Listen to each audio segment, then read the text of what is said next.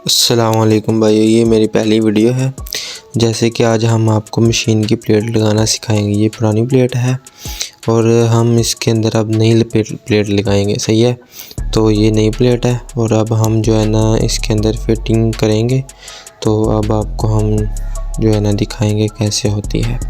ठीक है, तो आपने पहले इसकी अच्छे से सफाई करनी है। ठीक है, मैंने कुछ पहले किया, बाकी हम फिर भी इसके अंदर जो है ना कपड़ा वगैरह लगा लेते हैं। तो आपने भी अच्छे से सफाई कर लेनी है। ठीक है, तो अब हम जो है ना स्टार्ट करेंगे प्लेट लगाना। आपको दिखाएंगे कि कैसे लगेगी प्लेट, और बहुत ही आसान है प्लेट लगाना, कोई मुश्किल काम नहीं है इतना। और आपने बताना भी है कि कोई जो है ना गलती वगैरह हो जाती है मुझसे, तो आपने बताना है।